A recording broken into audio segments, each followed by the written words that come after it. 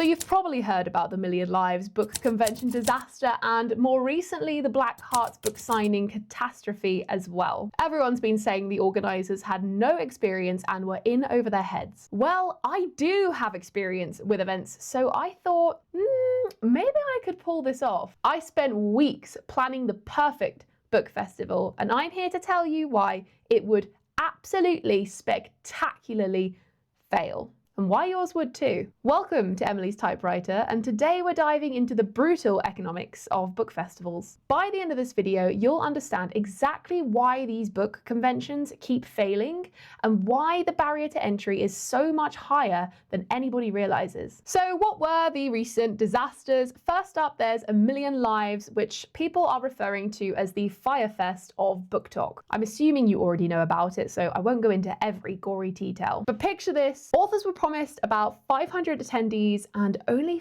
50 or so turned up. Then there was the Evening Lavender Ball, which was entirely underfunded and underprepared. No decor, no direction, no music, just a lone speaker in the corner that allegedly was borrowed by a security guard who felt too bad for the attendees and let them have his speaker. The whole event promised 10 times more than it actually delivered, and 3 months later, we are still waiting for the promised refunds to be delivered. The consensus is that it wasn't malicious, just somebody who was completely over their head and didn't really understand what it took to run a 500-person convention. Then there's Black Hearts, the book signing that never happened. It got cancelled at the last minute after a venue change less than a week after the event was due to happen. This one looks considerably more suspicious. There's been discussion about the organizer previously allegedly having some ties to some MLM companies, though she's got other events in the pipeline right now that you can buy tickets for, so it doesn't scream like a pump and dump scheme, but we're still waiting to see if anyone gets their money back. But here's the thing, I'm not some random person with a dream. I have actual event planning experience, and when I saw these disasters, I thought, what would it look like if someone who had a clue what they were doing tried to plan a book festival? Me booked out.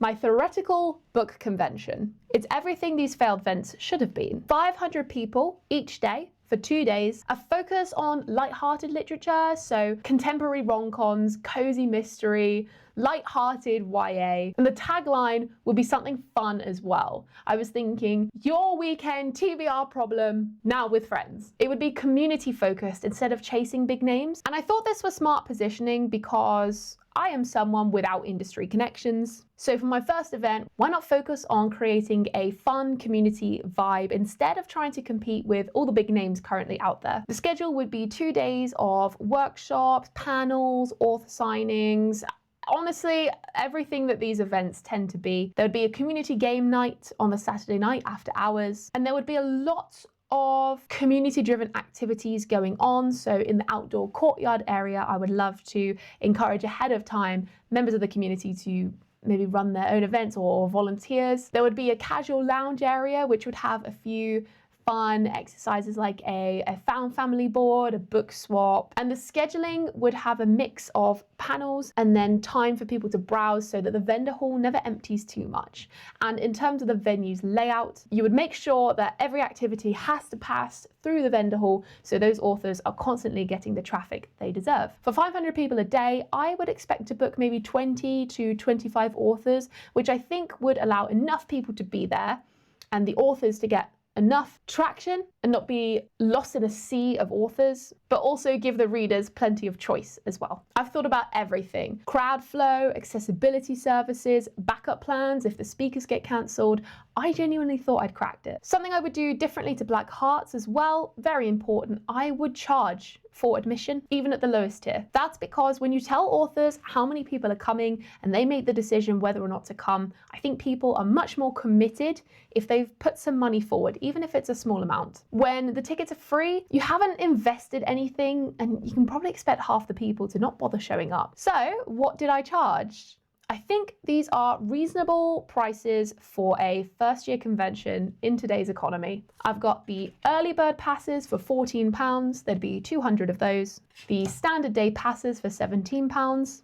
On-the-door tickets for £20, and maybe a VIP experience, exclusive 50 or so of those for £50, 50 for 50. Of course, we would also offer 2-day passes, which would be nearly double these, but with a little bit off, probably £2 each way. So early bird would be £26 for 2 days, and the standard pass would be £32 for 2 days. I don't think these are outrageous prices. You pay for what you're getting, which is a first-year convention. It's not going to be perfect. Surely then this would work financially, right? Well, let's start with the income, because this is where every failed festival gets dangerously optimistic. Let's be generous and assume that I sell every ticket. 200 early day passes would be £2,800. 500 standard tickets would be £8,500. On the door tickets, I would sell maybe 100 of those, and that would be worth £2,000. And then the VIP tickets, obviously there's 50 of those, so that would be £2,500. Altogether, that would bring in £15,800. Then you can add on 200 £10 workshop tickets for £2,000. You can add on 20 vendor tables at £50 each for £1,250. And you can add on maybe merchandise sales, some of those for £1,000. Altogether, you're going to bring in £20,050. 20 grand! That sounds like serious money. That sounds like success, right? Okay, hold on to that number, because now I'm going to take you through every single cost that these failed festivals probably never thought about. Venue rental for 2 days, £8,000. Not 800, not 2,000, 8,000. This is for a decent space that can handle 500 people safely, and it has the right amenities. Insurance, £500, because if someone gets hurt, you're personally liable. Cleaning fees, £300. The venue doesn't clean itself after 500 people trash it. Security deposit, £500, in case you actually do trash the place. This total is £9,300. So before a single person walks through the door, you owe £9,300. We've already spent nearly half of our income on just having a space that can house everybody. Let's go through staffing costs. Event staff, £1,500. You need people to manage registration, direct lost attendees, handle the inevitable problems. First aid staff, £300. You can't just hope nobody faints. Technical support, £1,000, because microphones will fail, projectors will break, and the Wi-Fi will stop working at the most inconvenient moment. Cleaning crew, £400 for ongoing maintenance during the event. You don't want your attendees cleaning out the bins for you, do you? Professional photographer / videographer, £2,000. Because if you don't document it professionally, did it really happen? What's the point of spending all this money if you don't have any marketing material left over? So our running total is now £15,300. We are now at 3/4 of our income, and we haven't even turned on a single light or printed a single piece of paper. AV equipment rental, £1,200. Microphones, speakers, projectors, screens, Wi-Fi and internet fees, because the venue's Wi-Fi can't handle 500 people unless you pay for it. If you want an event app or platform with maps, scheduling on it, that's what it's going to cost you. Lots of people expect that now.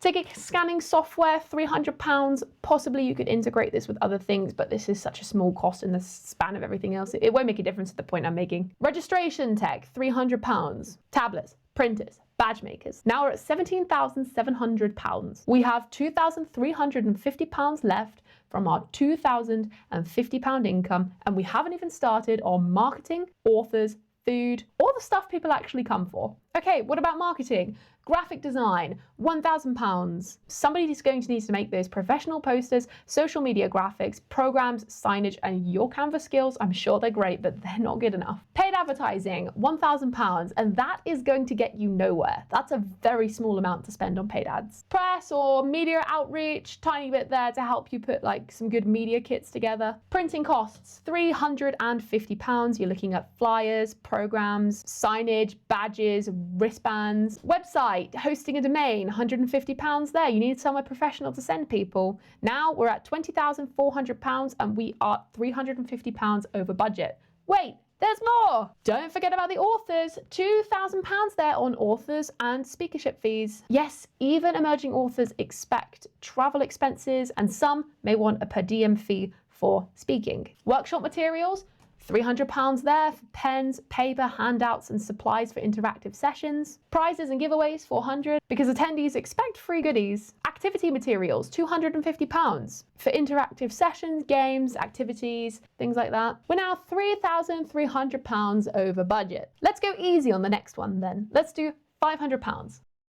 That's for general concessions and water. People get thirsty. If you're doing hospitality for the authors, if you want to feed your volunteers, which seems fair, that's going to be extra costs that I haven't considered here. This is exactly the kind of underestimation that kills events. Let's do swag. Your swag bags, £3,000 there. Tote bags, bookmarks, branded items, sample books. This stuff adds up fast. And I've got some remaining necessities. Transportation for the authors and the staff for getting them from the airport and the train station to the event.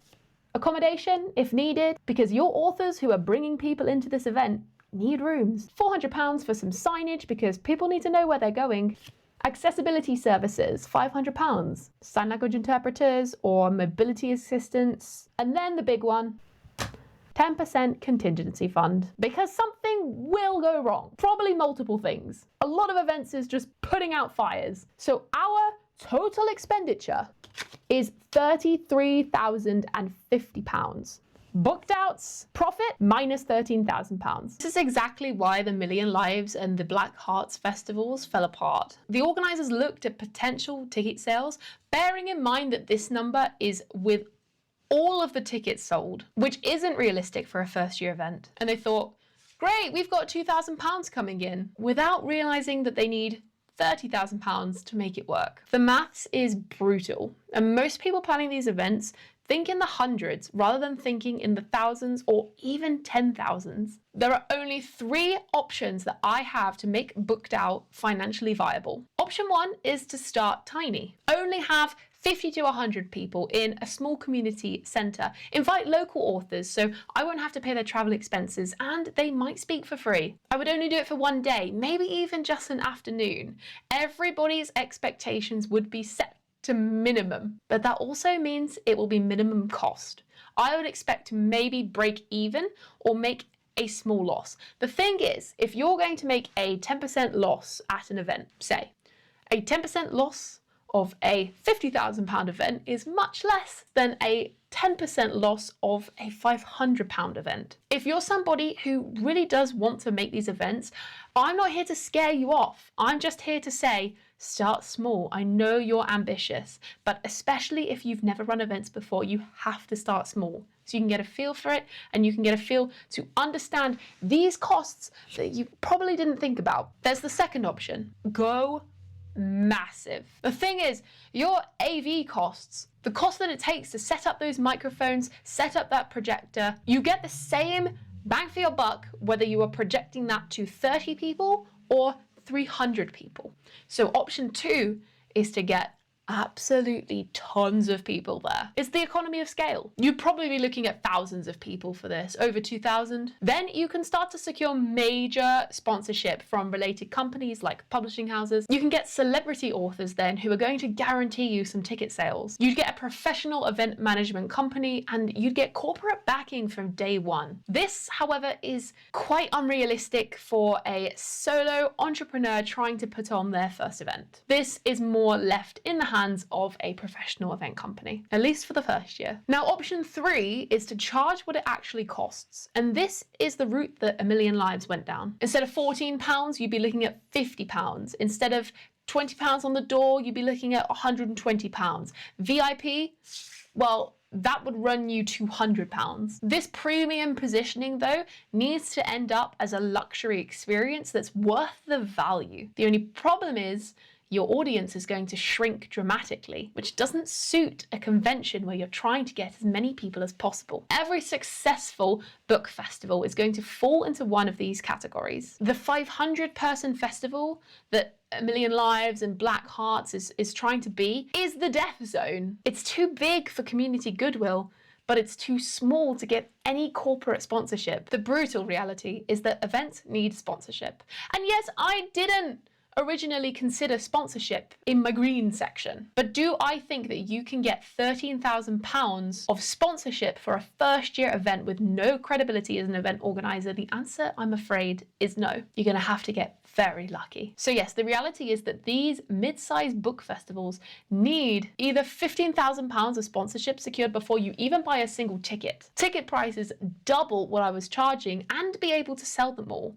Or a wealthy benefactor who is willing to absorb all the cost. And these failed festivals were all criticizing. They fell into one of these traps. Black Hearts fell into the classic underfunding problem, not having enough money to deliver what you promised. And A Million Lives tried to combat this by raising ticket prices, but as we saw, it just pushed everybody away. Nobody turned up. It turns out you can't just charge premium pricing without having a premium product or having established credibility. And honestly, even with my event planning experience, had I tried to actually run Booked Out, I probably would have fallen into one of these traps if I hadn't done this detailed financial analysis first. So the next time you see a book festival fail spectacularly, and obviously, I'm hoping they don't, but at the rate we're going, there's another one round the corner. Remember, it might not be because the organisers are deliberately trying to scam people, although I'm not saying that doesn't exist. It just could be that they fell into the same trap that I nearly did, thinking that good planning and reasonable prices are enough. The barrier to entry for a decent-sized book festival isn't about passion